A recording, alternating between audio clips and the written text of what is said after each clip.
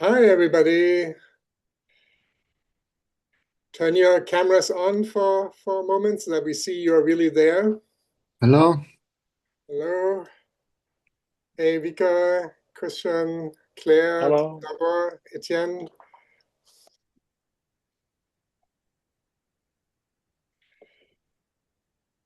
Yeah, so people will still be coming in, but good morning, good afternoon, good evening.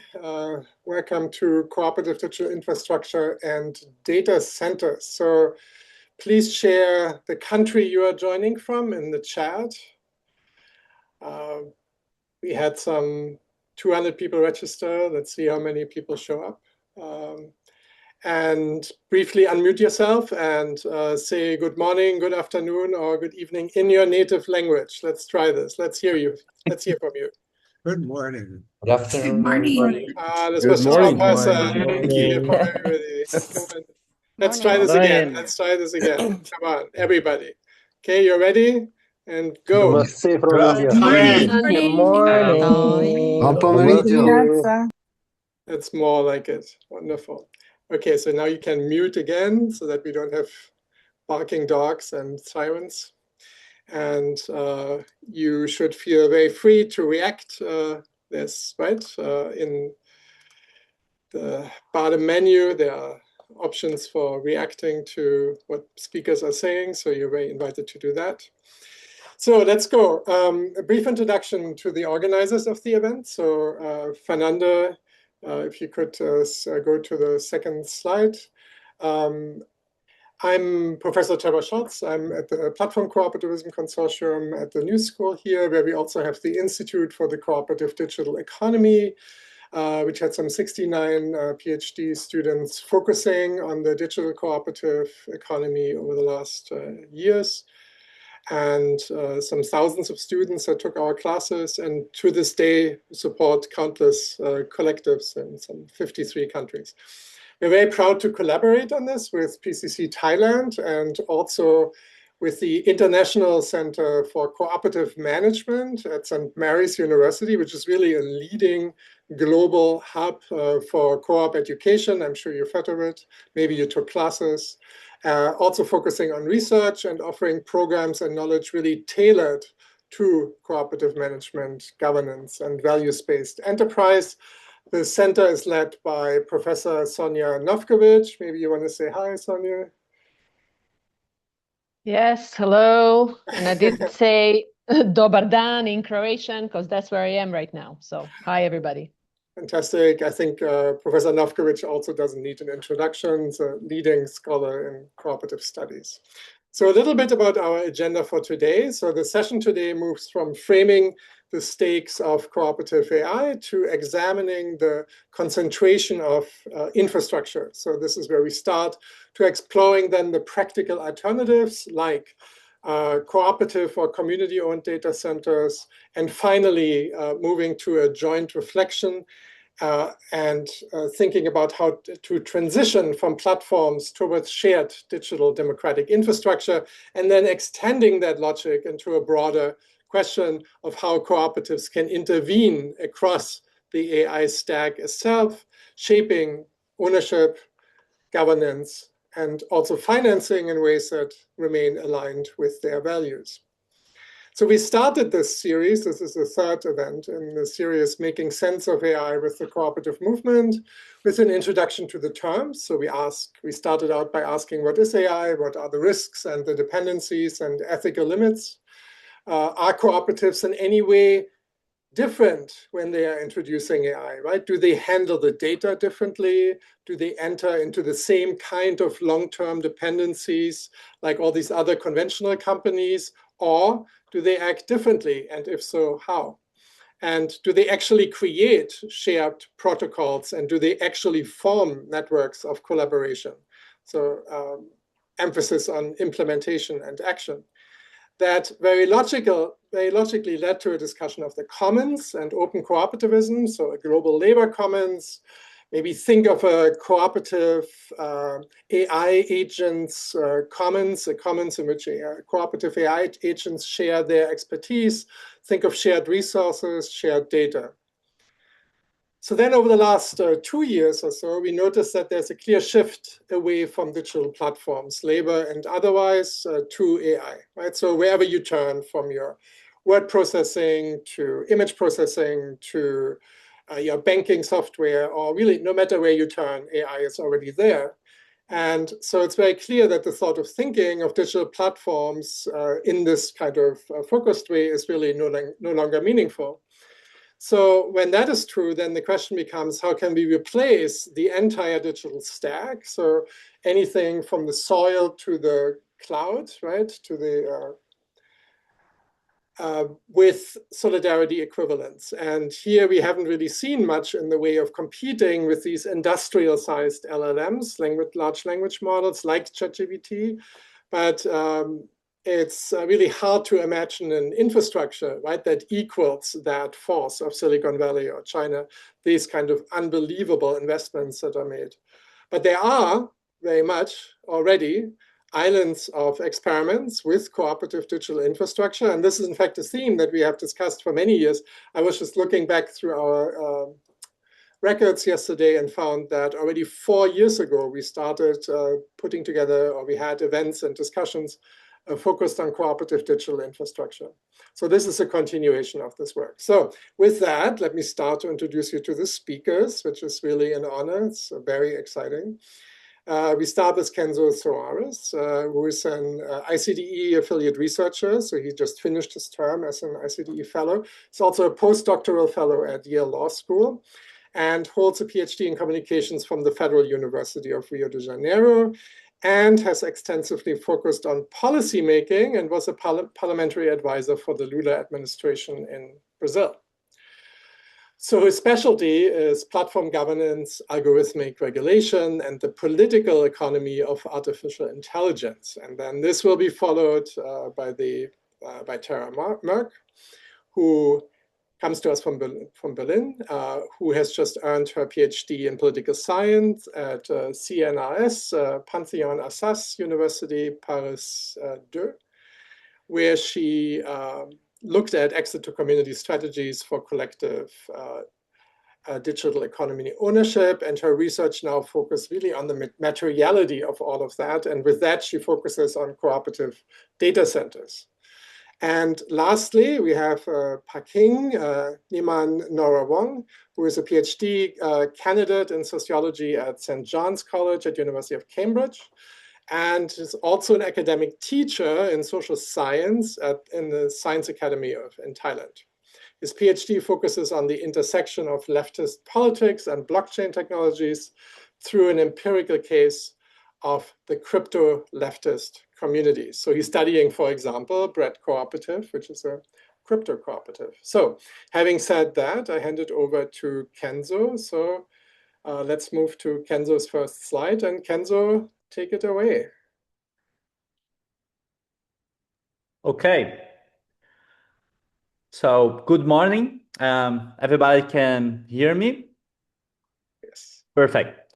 So I'm here to discuss the challenge and the risks associated with co-ops dependence on big tech's digital infrastructures and AI solutions, especially Amazon and Microsoft and Oracle cloud service. I speak from the Brazilian context. I just finished my ICD PCC report about public policy for platform cooperativism in Brazil. And so I'm going to focus especially in the challenge of the majority world. So we have to think about this broader debate on the structural dependence of Global South on data and artificial intelligence infrastructures based in the United States and China, what some scholars call digital colonialism or dependence. And one answer from states from the Global South to this digital colonialism has been advocating for data localization. So that is the idea that if the data centers are localized in your territory, inside your borders, you have more control, you have more conditions to ensure your digital sovereignty and facilitate compliance with domestic regulations. But let me tell you something, data localization, unfortunately, is not enough. So one example is that some co-ops in Brazil were invited by the Brazilian government to use public, in the sense of state-owned cloud service. So Brazil has public state-owned IT companies, and they have their own clouds. But what happened is that although they are state-owned companies, their clouds are based on contracts with Amazon AWS and Oracle and Chinese Huawei. So the co-ops thinks that their data are going to be secure, but they are only having the Brazilian state as an intermediary between them and Amazon and the big tech service as always. What's the risks about this? The risks are that if we think about the Cloud Act from the US, from the United States, it says that the US government can access any data held by American companies, regardless where that data is physically stored, and basically just considering local legal protections. So if your data is on Amazon or Oracle or any other US company, the US government can access this data. And it's the same about China. We have the recent example of the African Union data centers that were provided by Huawei and were under Chinese surveillance. So there is this problem about how can we protect our data of these risks of surveillance, and not just state surveillance, but how sometimes these states are going to favor their proprietary companies against co-ops that are giving them some access to their co-ops data. So, okay, I think that's it. Next slide, please, Fernando.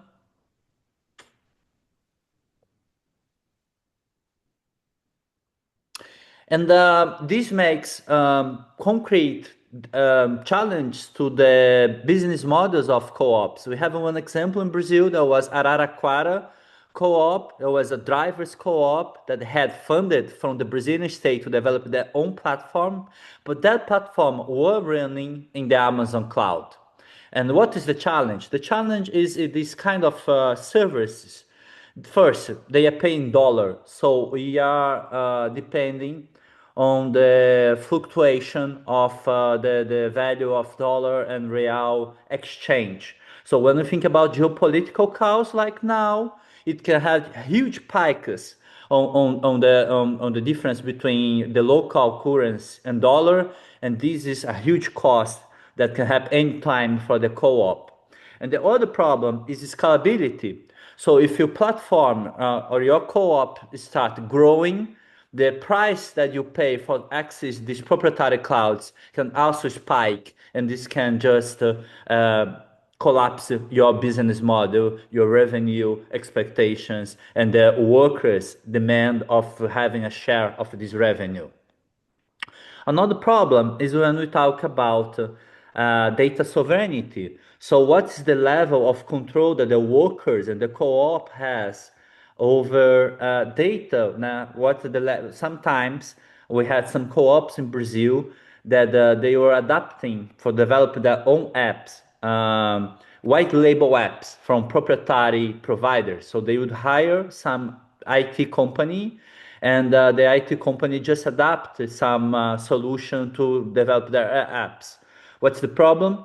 The problem is that under the pressure of big techs, big cooperative platforms, these IT providers would break their deal with the co-ops, and they just at some point make the apps offline. So you could lose all your tech infrastructure, all your access to your data, all your interface with users and consumers.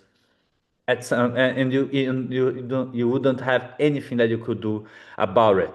So this is a really important thing when we're thinking about this dependence, especially in the majority world. And finally, one last thing that is important to think is to think about the responsibility, the accountability that co-ops has with the whole value chain of their data service, the data service that we use as co-ops, or of the AI solutions that we are implementing and using. So we need to think about the energy and land implications of the data centers, of all the digital infrastructures that we are using, but also about fair work. If you think about co-ops as a democratically based model of doing business, that we primarily think about fair work, about the dignity of labor. We can't think about this only when we think about our workers, but also we need to think about the fair work, the dignity of labor across all the AI supply chains of the solutions that we are using. Okay, next slide.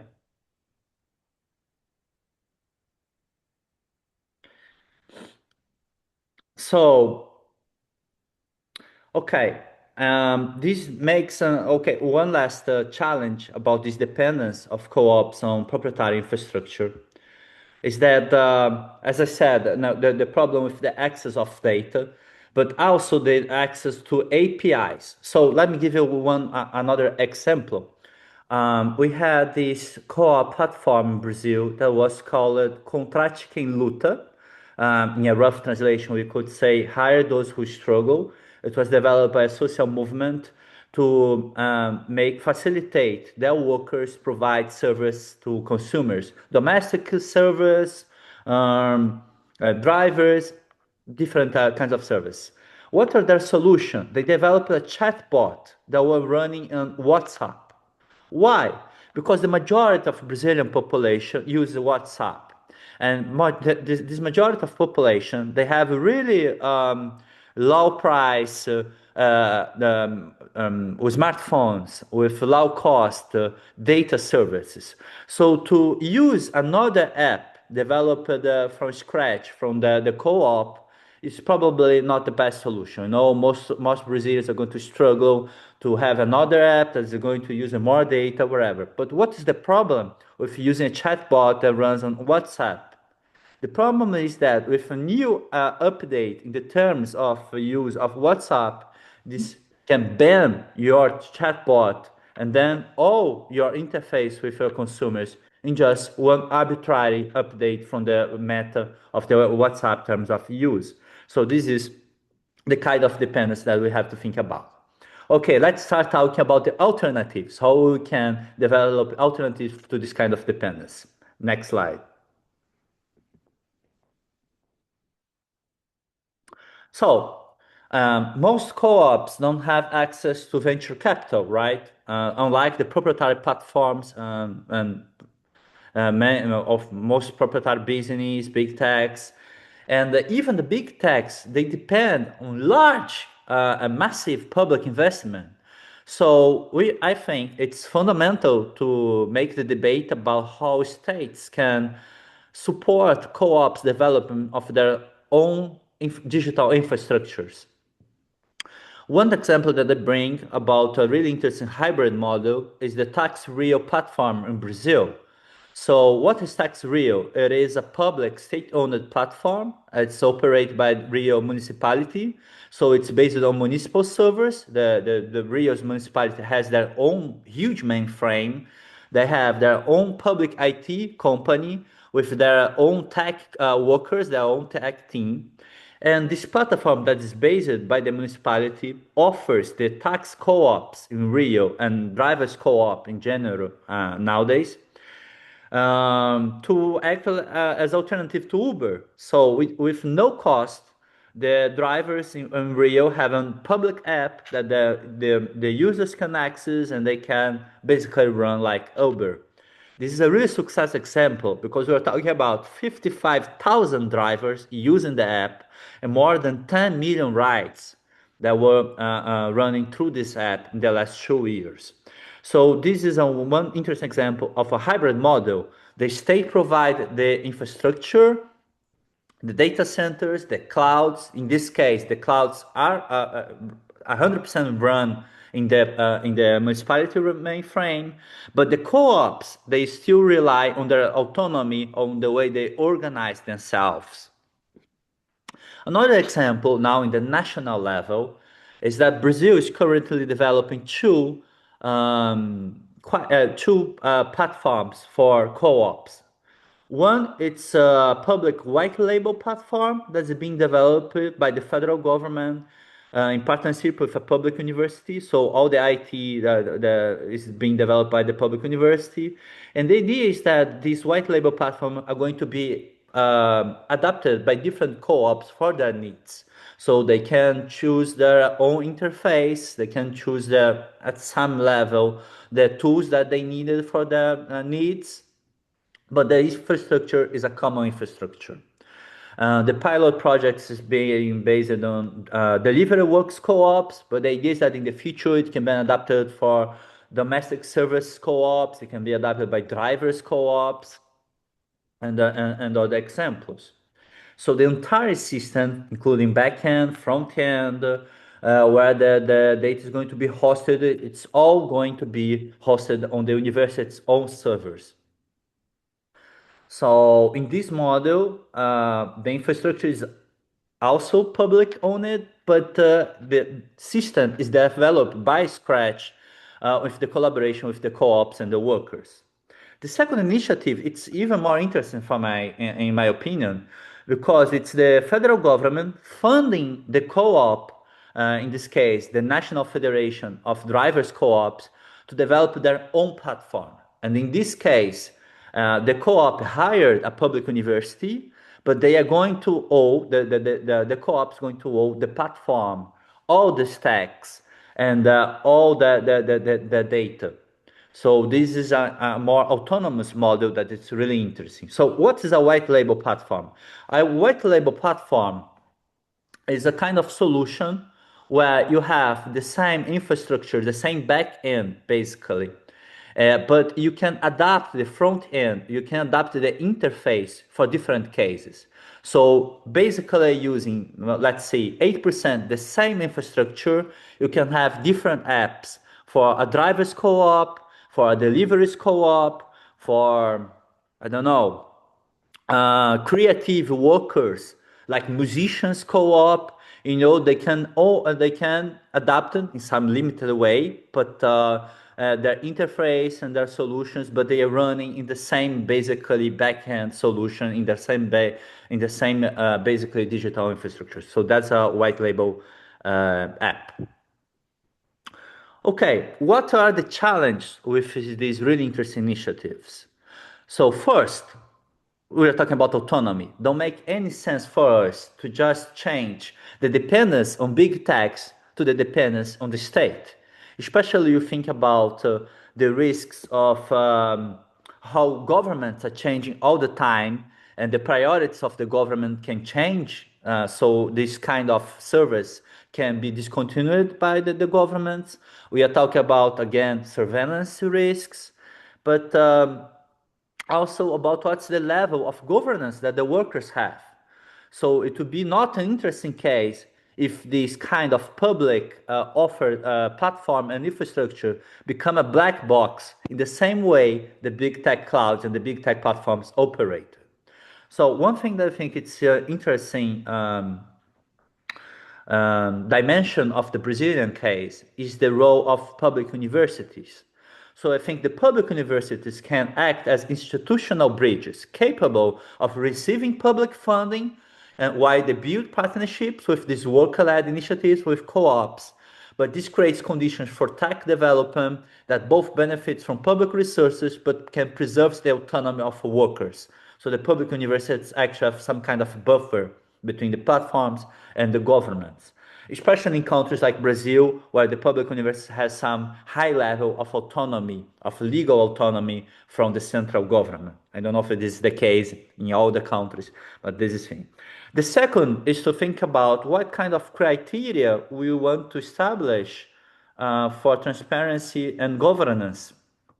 So even when platforms are public funded or developed by public institutions, it's fundamental to think about the agreements, the legal agreements that we're going to have, so the workers remain with the governance of their own data and how they still have control of algorithms.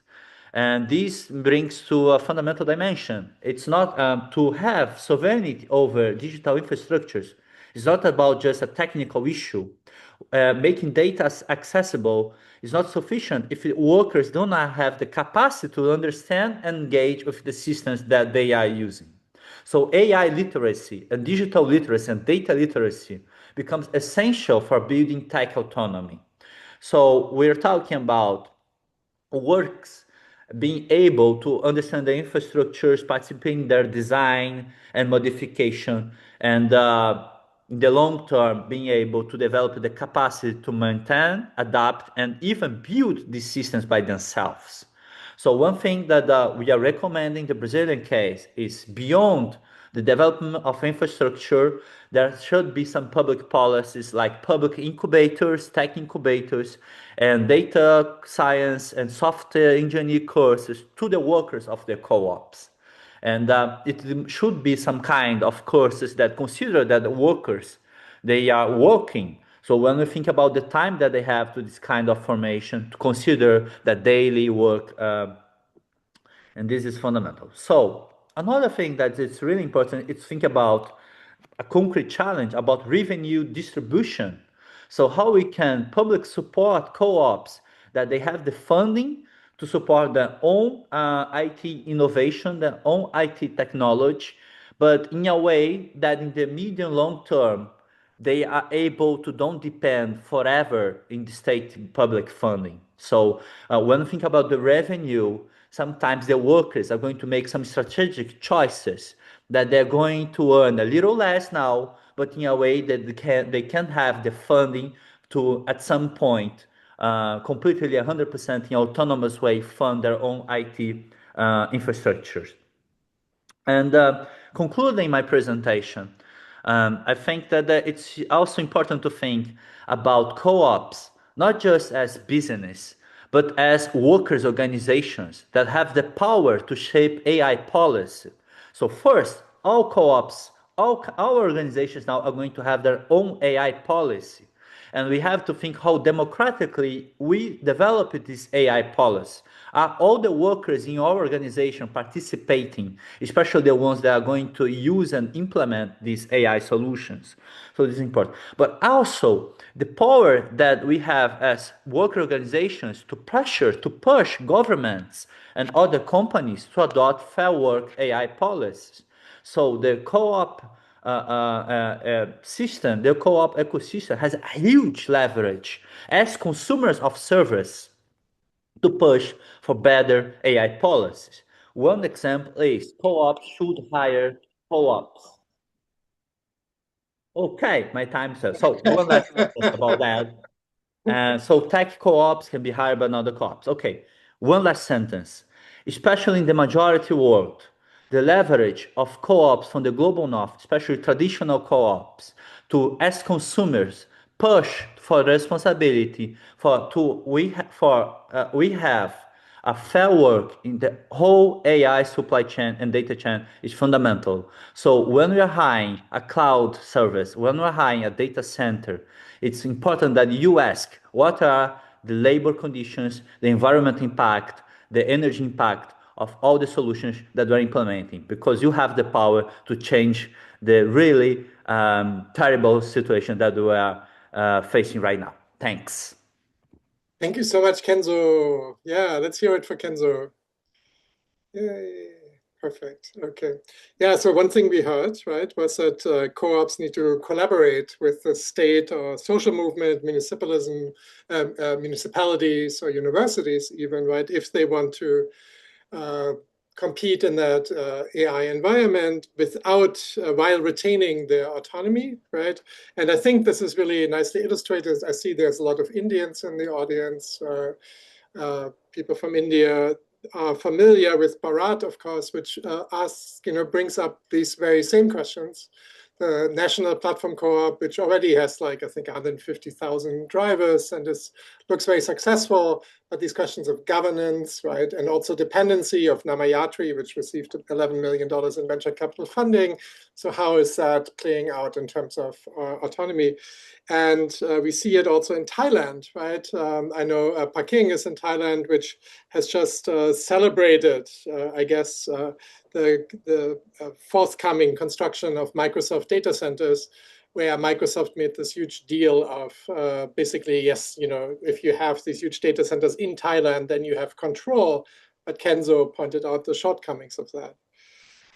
And we also can link this to the drivers co-op, which in New York City and now also in Colorado, which had, I think one of its main impact was really on the policy level. So I think this point is very well taken.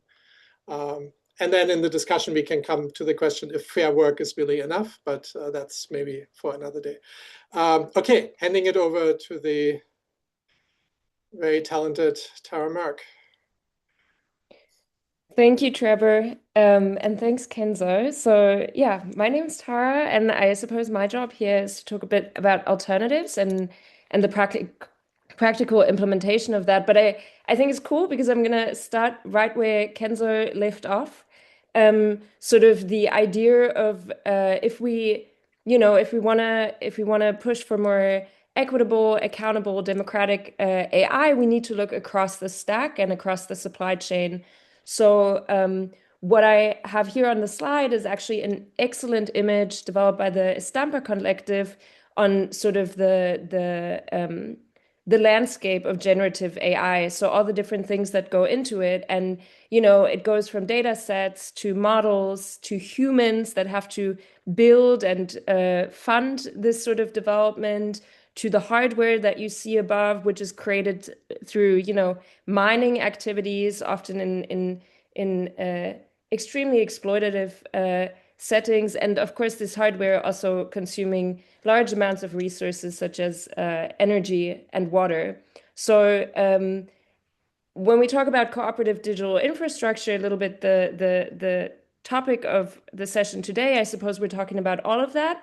I, however, have 18 minutes and 43 seconds left, so I'm not going to be able to focus on all of it. Next slide, please. So I was looking at that picture and sort of thinking about, what have I heard of where do I see more conversation happening when we're talking about this big stack sort of represented on the map? And I feel there is quite some discussion about data cooperatives, about platform co-ops. Kenzo has just mentioned various platform co-ops. We know the history of energy and telecommunications cooperatives and sort of their role, especially in traditionally disenfranchised or rural areas. But what we don't know so much about when we're looking at this map that I just showed is the idea of data centers and data center cooperatives. So that's really what I want to focus on today. Next slide, please. And yeah, I'm going to do that by telling a little story. So about a data center once upon a time. And sort of my goal for telling the story is that afterwards you'll be better able to answer the question, if anybody ever asks you, are there cooperative data centers? You better be able to answer why these data centers exist and what makes them attractive, what risks they face, and where the opportunity is to re-implement such models in the AI landscape today. So the story sort of on the next slide, it starts on the next slide, that's where it goes. The story starts actually in the 1960s in Germany. So this is pre-digital computation and all of that. But we started out having these punch cards, which is like a precursor of digital automated data processing coming up at this time. And a bunch of actually young entrepreneurs in the northwest of Germany who realized that banks would have huge efficiency gains and benefits if they, for all their data processing needs, were able to switch to these punch card systems. So they sort of started targeting this like a network of cooperative banks, also in the same area. It's called the Volks- und Raiffeisenbanken, which have been there for a long time. And they started driving from bank to bank, trying to explain to these banks, your costs will go down and your profits will go up if only you can buy some cooperative shares in our new little startup in which we are going to handle the automated data processing for you. So this whole endeavor was called Gesellschaft für automatisierte Datenverarbeitung, short GAD.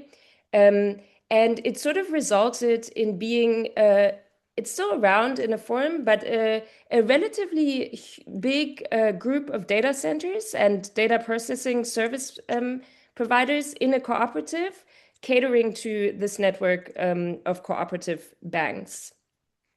It really emerged because the banks themselves had this need of taking advantage of automated data processing at the time, but computational infrastructure has always been and will always be extremely expensive. So they had a real advantage of sort of saying, like, let's pool our resources and sort of give it away, outsource it to this third-party provider, but we're not going to have like no control over them because they are also going to be a cooperative, and thereby we, through democratic member participation, have some say in how our data is processed and sort of the things that go into that, which I think is an important point to keep in mind, considering the questions of autonomy that Kenzo has just raised. So what did it do? Well, it processed all this data, and it provided also some services on top. And maybe I just wanted to point out that a lot of these banks are relatively small local banks. And for them, this model, of course, was also extremely attractive because they had an equal say alongside larger partners. But maybe I'm preaching to the choir here. A really big and interesting question now on the next slide is sort of the question of how did this thing get financed? Because when we think about data centers and when we hear about them in the news, it's like, oh, 100 billion here and I don't know how many, almost trillions of dollars, this like US Stargate initiative was. And it's just these sums of money that are required. It seems incredible and a little bit out of reach for most sectors that are not a state or a big tech company. But it's interesting to think about the GAD case because they operated quite successfully for over 50 years. And they kept building out new data centers and taking advantage of all sorts of technological innovation. So I sort of looked at how did the financing work? And the financing was, of course, done through the members themselves. There was never any external capital. And the idea was always that a member had to hold shares equivalent to 40% of its service expenditure of the previous year. So to make that concrete is if I was a bank and I sort of processed data using GAD worth 100,000 euros last year, that would mean I would have to hold shares worth 40,000 euros for the coming year and buy those shares. And as sort of the data processing at GAD grew, and of course the banks actually did tremendously benefit, so they wanted more of it over time as banking became more digital as well. The banks were always like increasing their stock of shares, and that sort of operating capital of GAD was always enough over more than 50 years to sort of be able to invest in massive new build-outs and take advantage of digital innovation, which is quite incredible. It also meant that, of course, smaller banks that had less data processing needs would have to contribute proportionally less. Another fact that made this model quite attractive was that if the GAD, I'm just going to keep with the German thing, sorry, otherwise I'm pronouncing it weirdly. But if the GAD had a surplus in a given year, it was able to give that surplus back in terms of like patronage, or in the German system, it's called Rückvergütung, to its members. However, interesting here as well is that this type of emission of dividends or like patronage is taxed in a way that is way below any capital income tax. So essentially what it resulted in was a lot of tax optimization, both on the part of GAD as a service cooperative or like, serving these banks, as well as massive tax advantages for the member banks because they didn't have to declare this as capital income, but it was like a reduction in the cost of a service, like they had overpaid for something. So there was a big sort of incentive structure there as well, which is important to keep in mind if we think about institutional factors that can make this model more attractive. On the next slide, a little bit on how it was governed. Here's a little setup. So, of course, the members formed a general assembly, sort of elected a supervisory board, which appointed a board for day-to-day operations. I don't want to go into too much detail here. I think it is quite a classic sort of setup across cooperatives. What I do want to say, however, is also like coming back to what Kenzo has said about worker participation in these organizations, that from 2012 onwards, in the bylaws, it was stipulated that the supervisory board needs to consist of as much employee representatives as it does of member representatives. So these were, of course, employees of the GAD, not of the member banks, right? But still, there was sort of like an institutionalized pathway to have worker participation and voice heard. And from that year onwards, they also started to appoint a labor director who would be, more in charge of overseeing that those voices were institutionalized and heard.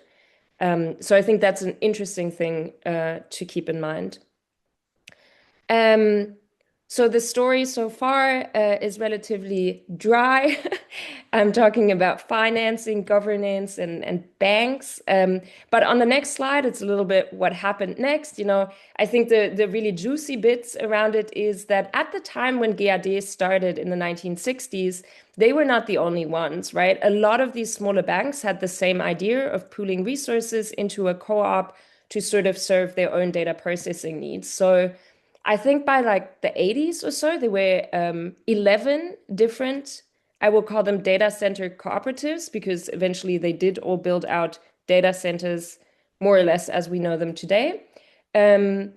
However, because the whole rationale of creating these entities or these new co-ops was around efficiency gains for the members, there was always a massive pressure to improve efficiency across the network.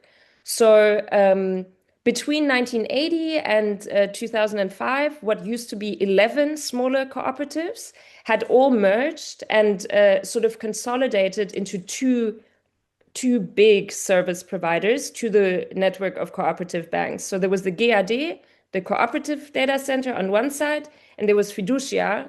This was in the north of Germany, and then in the south, there was Fiducia, basically doing the same set of services as GAD, however, not incorporated as a co-op.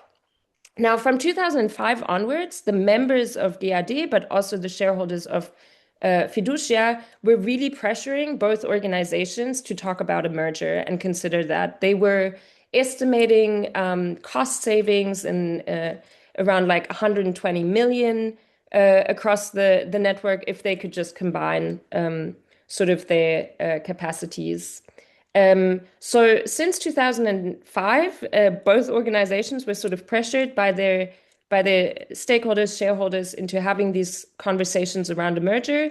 The conversations failed 4 times. It's a very interesting story to get into. But at some point, sort of this pressure didn't go away. So they kept restarting negotiations every time they failed. And finally, in 2015, they came to an agreement to merge into what you see here as Fiducia GAD. I think, even the color schemes of the original organizations is so similar. You see, they were really in the same industry.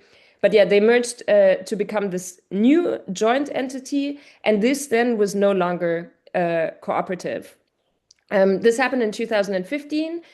Sort of the 2 reasons that contributed to it not being a co-op anymore was the fact that Fiducia, who was already not a cooperative or incorporated as such, was slightly bigger at the outset of these negotiations at the time. So they had a little bit the upper hand. And the second sort of big structural factor is that under German law, it is way easier to convert or transfer cooperative shares into shares in a AG, well, in this non-cooperative entity form, than it is to do vice versa. So there was also, again, this little institutional factor at play. A few years later, Fiducia GAD, so the merged company, then rebranded and became Atruvia, which remains around today, is still serving that same network of cooperative banks. I've been in contact with some of the people there who still say there is a form of cooperative culture within this organization, even though it is not formally a cooperative. It serves sort of people who are still its main shareholders. They also serve a lot of private banks by now. But yeah, so there is a continuation nonetheless. So returning to the questions on the next slide. We're going to try and answer them in a hopefully more coherent way than we would have been able before the story. Next slide. So if anybody asks you, do cooperative data centers exist? You can say, I'm glad you asked. Yes, at least they did. And please point them to this example. And if you have other examples from your context today, share them. Let's talk about them. Let's make sure people understand that this is a viable possibility. Because when people ask, why do they exist? Then you can say, well, they're a solution for individual organizations or entities to take advantage of individual efficiency gains from shared computing resource, which would always be too costly to maintain alone. And what makes them attractive is that you're minimizing risks from third-party outsourcing. So you're not just randomly buying tokens from a massive company that you have no control over, but you're still having a specialized provider that you nonetheless have like a say to in an equal way alongside everybody else who's contributed resources. And maybe also what makes them attractive, depending on the context that you're talking from, might be that there's enticing tax benefits or other sort of institutional advantages to be gained. The risk, of course, is always that the members control this organization, and this whole spiel that I'm doing here is all about efficiency. So if there are consolidation pressures for more efficiency, these cooperative data centers might disappear, similar to the case of GAD. Next slide. So now I just want to bring it back a little bit to the case of AI. Like, can we transfer sort of what we learned from GAD to the current AI landscape? I think yes, under two assumptions. The first assumption sort of being we're talking not about LLM model development, the training, but maybe about inference. So when I'm prompting and get a response from the AI, or are we talking about fundamentally different models? So small language models, rule-based models, et cetera, et cetera. And the second assumption is that we're talking about a group of organizations organizations that have a very clear efficiency gain or benefit from using AI, right? And I think this is not a given. Just because the AI writes the email better does not mean, the process that is actually being triggered goes faster or is of the same quality. But we need to have clear efficiency gains. And if those two points are the case, then I do think it makes sense to why not pool resources into a cooperatively owned provider that can cater to these demands. And I think, depending on the models that you're running, it might be enough to share one or two high power, NVIDIA H200 GPUs. You don't need thousands of them. And why not have them operated by a cooperative provider? Because then you will benefit without fully ceding control. As Kenzo sort of brought up, this is a really important model. Nobody can just switch you off, and your data is not going to be exported to a different country without you knowing, because your provider is subject to a different regulation. And this might help you to then, cooperate across the cooperative stack. And when we think about the map, sort of increase and create value and autonomy for others across it, be it data co-ops, be it platform co-ops, and maybe even take advantage of electricity co-ops and sort of powering that mini data center. I think this case is an interesting one and needs to be made right now because there's also seems to be this desire worldwide for this idea of digital sovereignty. And I think why shouldn't digital sovereignty be cooperative autonomy in the sense that, this sort of movement has practiced and learned. On the last slide, I want to highlight the challenges and then I'm done.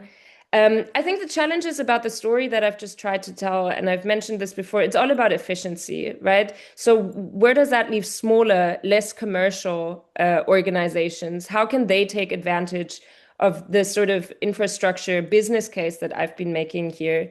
I'm not sure, but I'm curious to find out.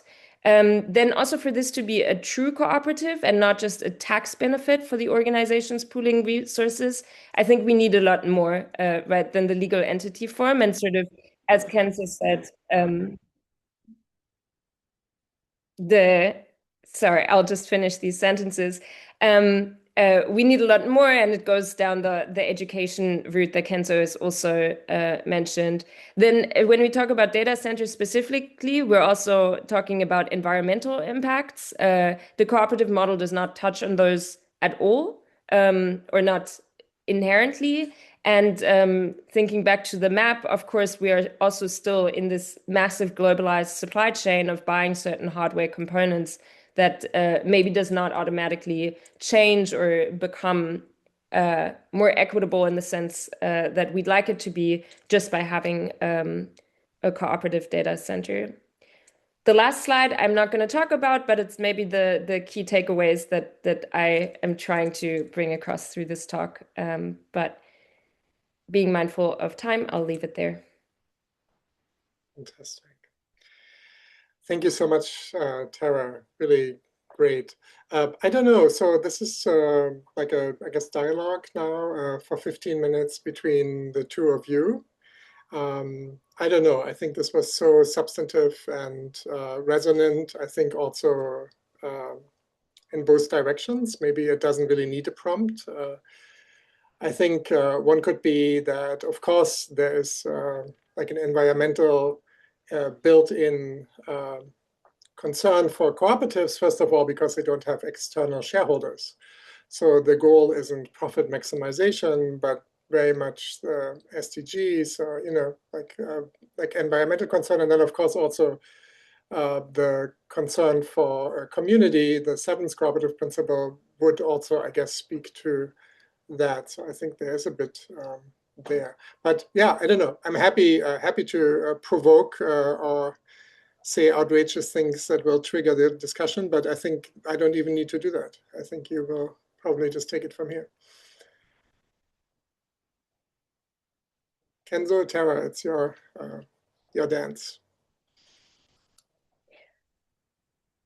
I mean, I'm all for outrageous stuff, but I mean, maybe I have a question to Kenzo in terms of like, I'd be curious to know, I don't know, maybe I don't know if this is what we're supposed to be talking about, but Kenzo is very, very fluent in the Brazilian cooperative ecosystem and sort of knowing what's going on there. Kenzo, do you see opportunities for cooperative data centers as I've just described them to emerge, or would you say probably not, or only with, public support, etc.? We do have a really small but community data center. They don't call themselves a co-op, but was developed by a tech co-op. It's called EITA Co-op. And it runs for almost, I think, 10 years. So it's a really interesting, successful example in a smaller scale, not anything compared to the one that you're presenting. But I think that to become more than just isolated cases, the honest answer is depends on the result of the national election that we are having this year. I do think that even the case of communities, another example, so the homeless national movement, the National Movement of Homeless Workers, we call MTST, the MTST, they are also developing their own data center right now. They just started. So it's not operational, but they are developing. And but anyway, what I was saying is I think it actually depends on public policy. So one example that is interesting is that the policy to attract data centers to Brazil demand is that these cooperative data centers offer part of their revenue to apply in research and development in Brazil. And so I think we can push for part of this research and development goes to tech co-ops to develop their own solutions. And as I said, I think maybe some hybrid models, like inside public universities, to have some kind of partnership between workers' organizations and co-ops and public universities, it's maybe more feasible than to just start from the scratch, because we don't have co-op banks in the same scale that the ones that you showed. So I think the funding would be the biggest challenge. So now my time to ask Tara. And I think big techs fail all the time, right? Like to develop a startup, you have they develop like 10 startups before they're going to fail. So I think it's important to study what get wrong in some examples. So for you, what you'd say would be you already made a presentation about it, like, but um, how we can learn with the main mistakes, like what the workers could do done differently to the story that you told us had a more maybe another another end. Sorry. So I think that's I don't know. I will try to answer as best I can. But so I think one of the interesting things is that actually GAD is a very it's a very successful case somehow. Like they did really well, and there's also they are no longer incorporated obviously as a cooperative, but the new entity Atruvia is has three main holding companies. So I think there's some interesting things here. So I want to explain. But the shareholders of Atruvia are organized in three main holding companies. Two of those holding companies were shareholders of the Fiducia, so this other data center group that they merged with. One holding company are the former members of GAD. This holding company now controls around 35% of the new company, Atruvia. And internally, what they've told me, they still continue to organize as a cooperative. And right now, because of this three holding company structure, no major decision can pass without the support of the holding that, is run by the former members of GAD. So little bits of cooperativism remain in institutionalized form in this organization today, including the culture and that sort of thing. Nevertheless, there is that failure in a formal sense of this organization no longer being a co-op. I think one of the things that they maybe could have done to protect against it is to have practical institutional protections against giving up the cooperative legal entity form. And this, we'd probably need to ask some lawyers of how to implement this well. But the way I understand it, there's structures where there's a separate foundation or certain councils that will always say no to changing the corporate entity structure form that can sort of come in and prevent this demutualization from happening, right? So, but I think that's a broader question of how to prevent demutualization in cooperatives when there is consolidation pressures and etc. So this is a big question. Specifically in GAD, I wonder if there would have been anything that the employee representatives in the supervisory board could have done, if there's any additional steps that the labor director could have taken. On the other hand, these negotiations before the formal demutualization, they took they took almost 10 years, right? So there was a lot of pushback against this. It was not an easy decision to be made. Ultimately, it did happen, but It's yeah. 11 o'clock. Oh. No worries. Do we still have some time for this commentary, Trevor? Yeah, next 7 minutes. Mhm. Okay. So I was thinking about your question, and again, and I think that there is some window of opportunity for co-ops data centers in Brazil, in some specific cases that I think are really interesting. So Brazil, it's a continental country, right? And what is different from other countries is when we think about internet providers, 70% of the Brazilian market is dominated by local providers. That's some contradictions in this model because sometimes the local providers are the organized crime, but don't care about this right now. The thing is, in many communities, in the countryside, in the Amazon region, and close to the Amazon River, we don't have a stable commercial broadband connection. So people already started developing their own IT solutions and their own IT connectivity through mesh networks, that kind of stuff. And also, we have in Brazil many indigenous communities, not just Native Americans, but also Black communities that fight the enslavement, and they are considered in legal terms autonomous communities that have some collective forms of ownership of their land and their resources. And they are also, most of the times, the communities that the cooperative traditional companies have no interest to offer commercial service, because they don't have the money, it's too costly. So I think in this case, we could fight for some public policy to support local data centers because they already started kind of developing these, sometimes in a really not the most clean, organized thing, but I think this is an opportunity that we could think about it. I think that's a really interesting idea, and maybe I want to connect it to another example that I see also Trevor mentioned in the chat, Ashton, the Ashton Old Bath case where it's in the UK, somewhere in northern England, if I'm not mistaken. But there it was also the case of like connectivity infrastructure, like who lays the fiber optics, right? And if I understand you correctly, Kenzo, this is a lot of different organizations in the case of Brazil.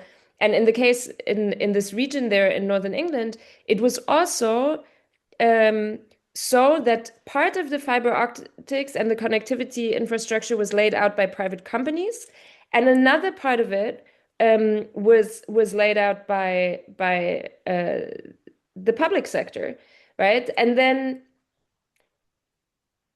but people, the networks wanted to use all of that infrastructure, so they created a cooperative, actually, to govern this like semi-public private fiber optics infrastructure below. So now there's this co-op, and then on top of it, they've also started building like a small data center again that is, or it's more a co-location facility. So it's like a building that is cooperatively owned, that takes advantage of the already cooperative sort of networking infrastructure.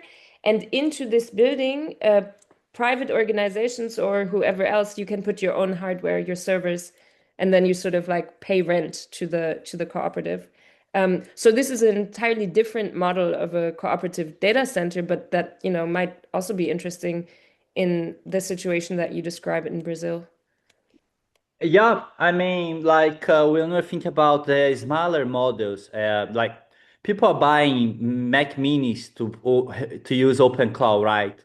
So it's not impossible to think of local data centers that can run some kind of smaller models. So another challenge is like we have 10 billion of reais of the Brazilian currency that's going to be given by the government to fund AI solutions in Brazil, domestic models. We could push for some of these budget, for this public fund, go to these smaller models developed in a cooperative way. What is the challenge? We have a legal challenge.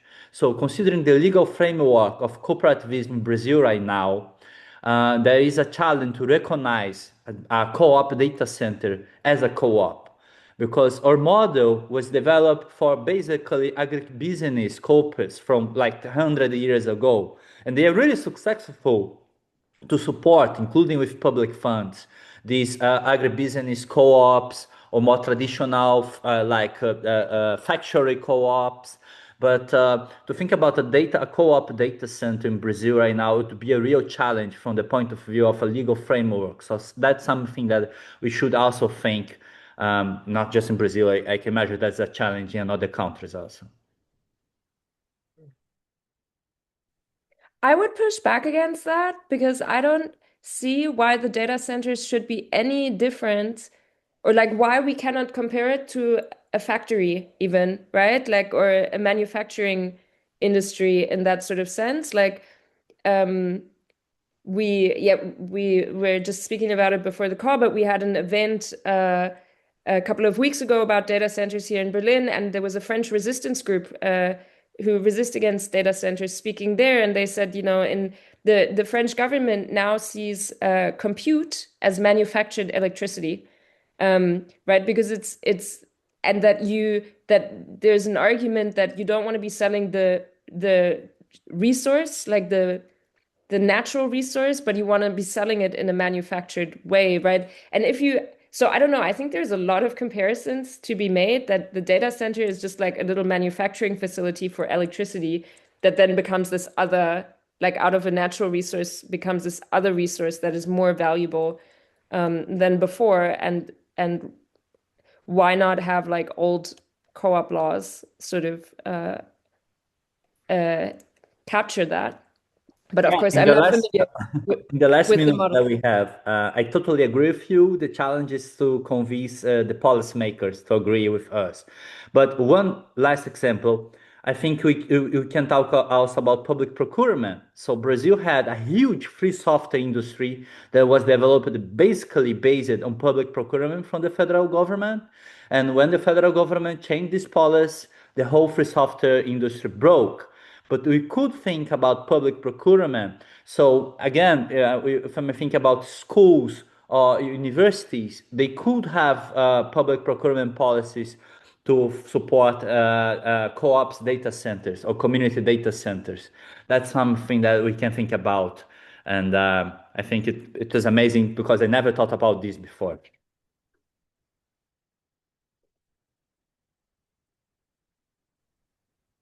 Great, so a few more seconds left. Great, so now we are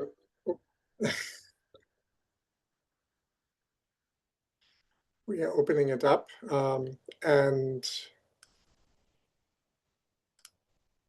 so I think there's much, I don't know, just like, let me just like throw in one thing that I think there are some questions in the chat that we can turn to, but I think there's like this concept, I think, that really stuck with me over the years, for many years. I just want to share it with you for a second because I think it's really relevant to this discussion and all of these three events we hosted, and that's the concept of real utopias by Eric Olin Wright. I'm sure some of you have read that, Envisioning Real Utopias.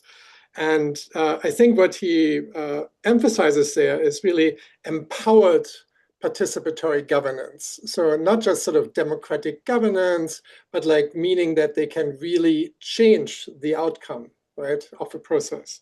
And he gives these like three markers of real utopias. For one, that they are desirable, so that people really, that there's a need for it, a collective need. And then that they are viable, right? So as businesses, and then that they are really advancing democracy, right? So these like truly empowered participatory governance, just sort of throwing that in there. Okay, yeah, so just jump in and take it from here. And I'm sure Jeanette has questions, or Ganesh is just sitting on his hands, waiting for the moment that the discussion starts. or Lynn, or Ravi. I'm sure Ravi has always questions. Jason, I don't know. Don't be shy.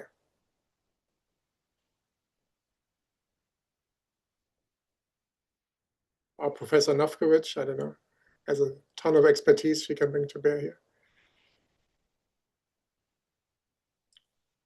I mean, it's interesting how these things happen, right? You have data centers, like when you think of WorldCat, right? One of the greatest, I guess, data cooperatives in the world, like with $167 million of investment, connecting all these libraries, I think in 120 countries, right? Making interlibrary loans and searches possible. They had cooperative data centers and switched last year to AWS. So why is that, right? I think this question was a good one, and I think Tara started to answer, but Antoine has a question. And then Jordan as well. So take it away, Antoine. You need to unmute. Yeah, I did. This is a great and compelling conversation, and also builds off of the conversation that came out of Turkey, for which I participated, congratulated. But I wonder if the central tenet is efficiency.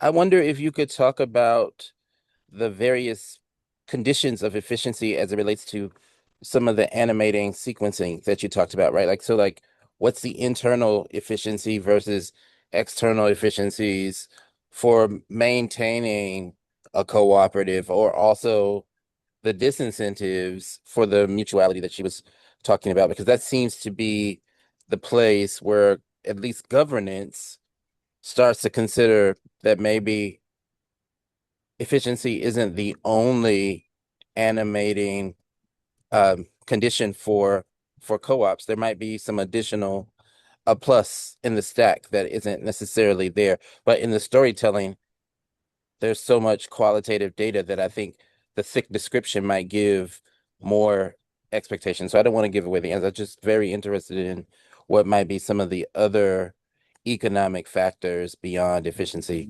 both allocative efficiencies and others. First of all, congratulations, Antoine. You ask a question. Often there are comments, but this is really a question. So fantastic. Handing it to Tara and Kenzo. I can speak, maybe I can answer relatively directly from the case of GAD, where efficiency, so the business of the banks just became cheaper because as soon as they had GAD, as soon as they had automated data processing. So that was the main efficiency gain, but there was definitely something else at play here. And I think that's a really important one, especially when we talk about AI and take into consideration, sort of Kenzo's input, is this point of autonomy and control.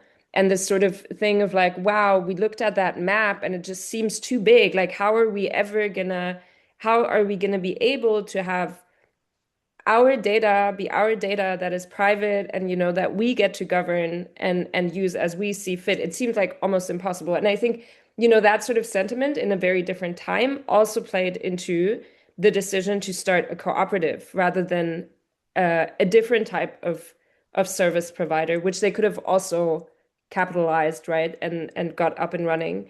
But they didn't do that because they said, data processing and all these things are very core to our business. We do not want to hand that over to an independent third party. And it's interesting because the history of computation, again and again and again, computers are expensive. In universities, when they showed up, people had a share. Some people had to come in at night to sort of crunch their numbers. So there was always this governance around it. When I was growing up, my mom had priority at the computer over my computer time, but it's always been a shared resource. But somehow recently, even though we know it's too expensive for us to just have alone, even though it seems cheap with the phone, but obviously, it's not the whole story, we've become fine with giving it away, this resource that we always have had to share and use together to entities and parties that are not accountable to us who are sharing that computational resource anymore. And I think, so autonomy and sort of having some measure of accountability over these computing resources is a really important factor beyond efficiency in the case of GAD, but also one that I would make for, AI, cooperative AI data centers right now. I realized that I skipped a bit here, and I actually sort of skipped Phakin. So we need to actually turn to Phakin, and it's maybe can organically come out of the dialogue here to turn to him. We have plenty of time for this, so it's no problem. But can you jump in, Phakin? Sure. Thank you so much. I think I'm still listening to the discussion. I think it's so insightful. So yeah, I'll try to be short, and we'll come back to the Q&A and discussion later. So thanks, Tibor. Thanks, Tara and Kenzo, for the amazing and inspiring discussions and presentation. So let me begin by saying that I'm not an AI expert. I have less experience in cooperative work and research. My research background is actually in sociology, and I'm interested right now in the questions of collective action among technologists. So I'm research, as Trevor mentioned, I'm researching a tech worker cooperative called Bread Cooperative.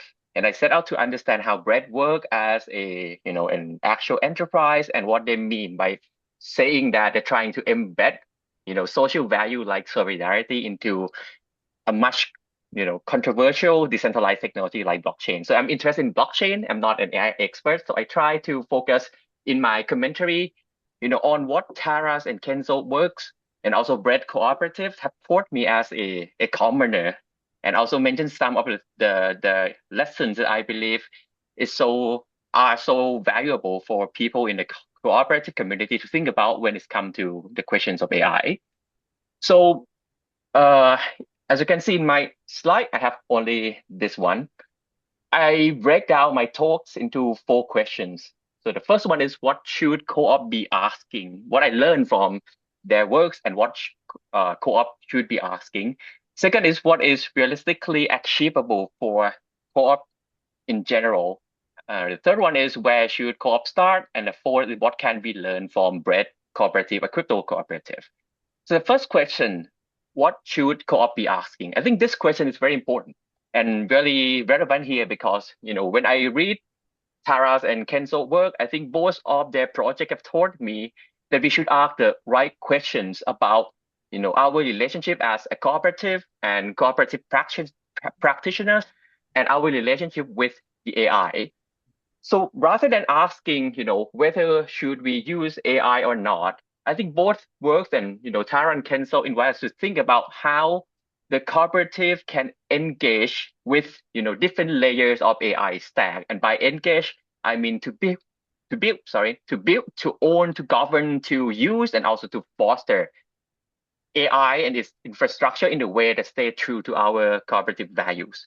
And, rather than asking whether should we use AI, they ask what kind of support, infrastructural support, policy support that we need so that our engagement with AI, its infrastructure, can endure and remain true to the cooperative values over time.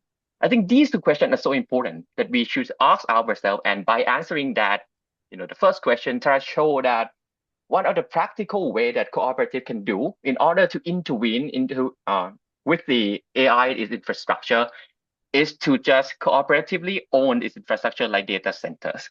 So she traced the history of GAD and showed that these ideas of resource pooling, cooperative ownership of data center is not only strategically desirable in this present moments of our world today, but also economically viable. We have one successful case, and we have plenty of them if we explore more in different places around the world.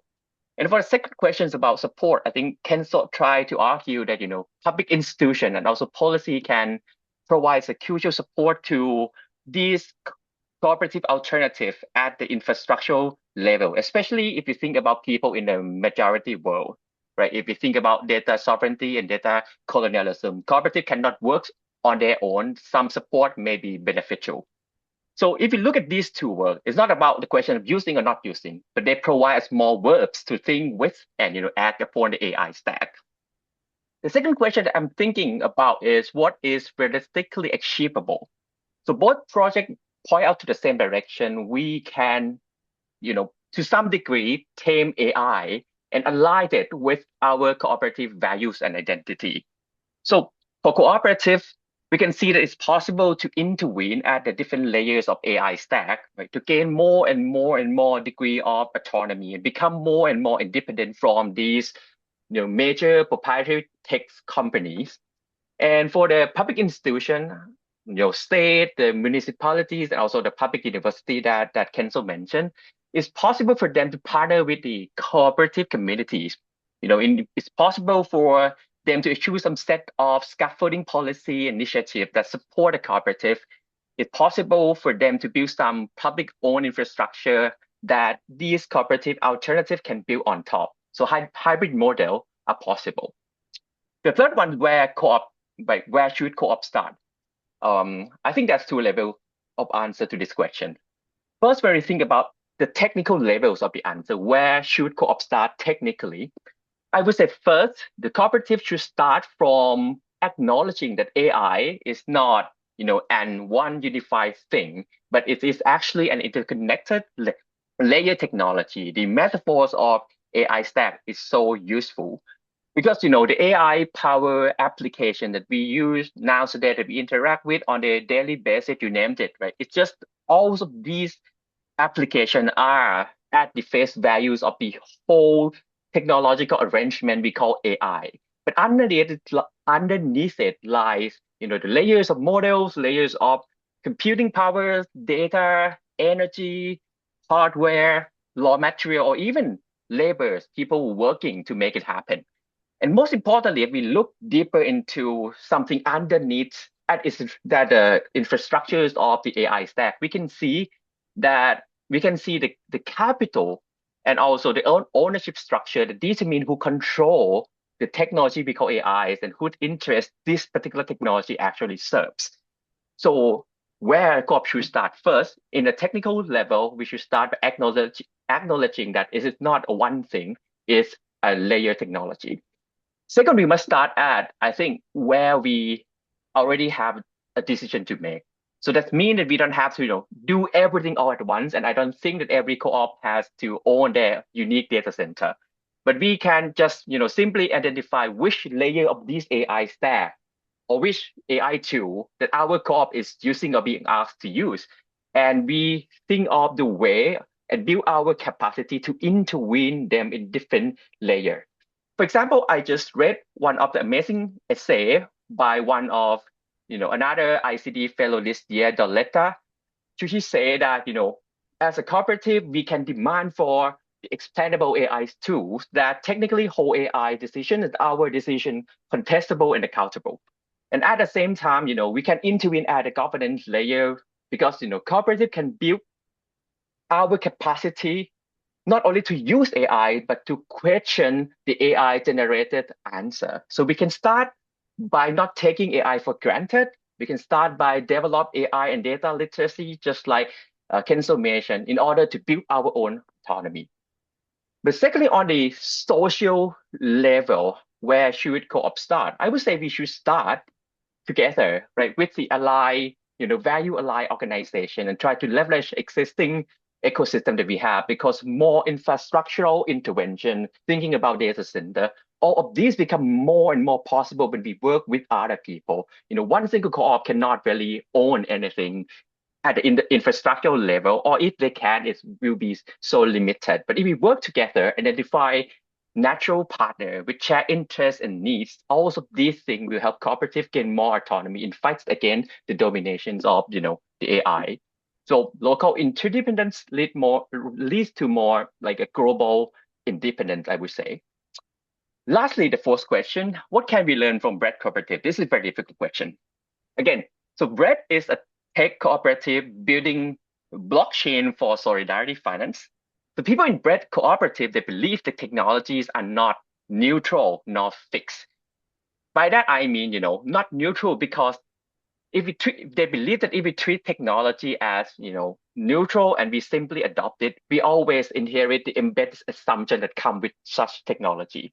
but not fixed in the sense that because it's not fixed, we can, as a builder, can intentionally intervene, shape, and redirect these technology toward more socially desirable goals.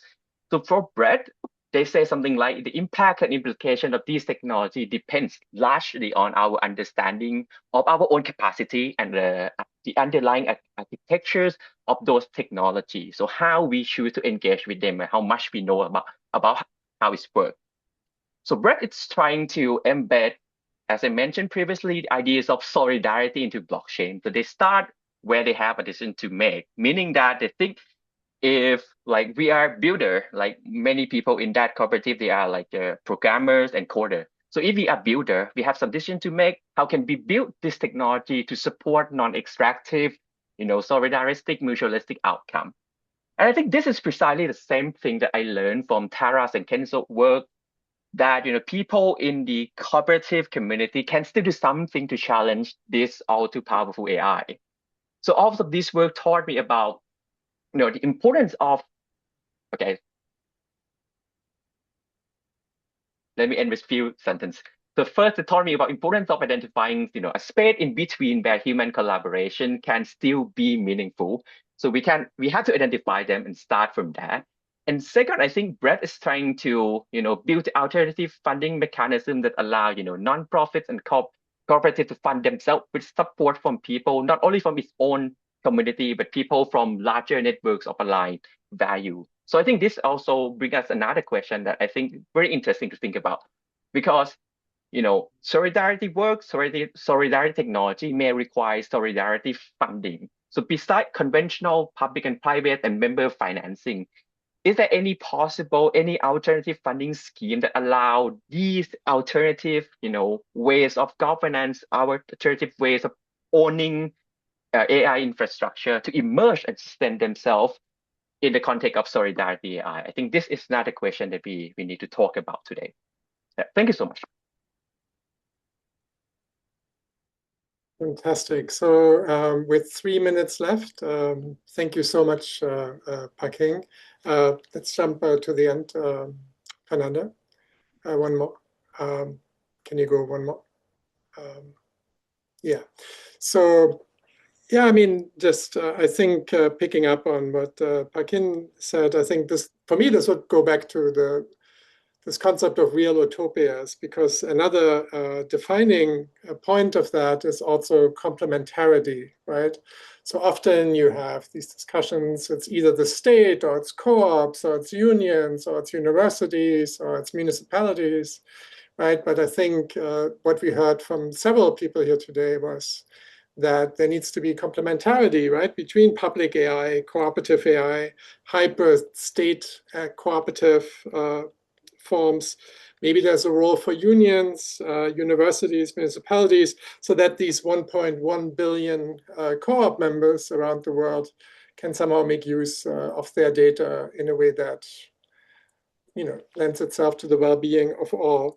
I think one thing that we only briefly hit on and which we try to come back to all throughout these 3 events is also that this is not just about thinking how co-ops can respond differently to AI, but also where the points of refusal are, right? So, and I think Tara pointed to this collective that refuses data centers. This is very active in the United States. I think many data centers in the US as well have building plans have been halted by these collectives. We see platform co-ops that refused the use of workplace surveillance AI, like, for example, Co-op Cycle, right, refused this in their courier software. And yeah, so this brings us to the next event, which is not part of this series, but really continues this discussion, which will be on May 11th. And that will focus on exactly this hybrid of state-owned or hybrid state cooperative platforms, like we see it with Bharat.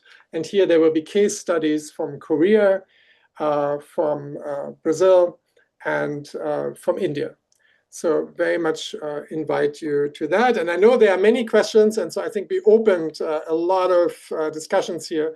And I know some of you may want to have more questions, but we are running out of time. So we need to continue this discussion on May 11th. Thank you all for coming. Thank you to Professor Nowkovich for the collaboration. Thank you to all the speakers. Maybe we can unmute and applaud for them for a minute so that they hear your appreciation. Yes. Yeah. Yay. Thank you. Thank you very much. Bye. Awesome. Thank you, everybody. Okay. Thank you. Thank you. Thank you, guys. Thank you Great. so much. Great Thank stuff. you. Thank you.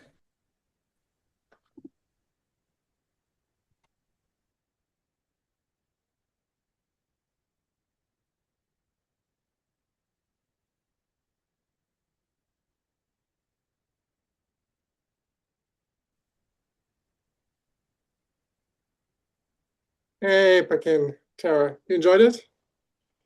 Of course. I think you could forget me like forever.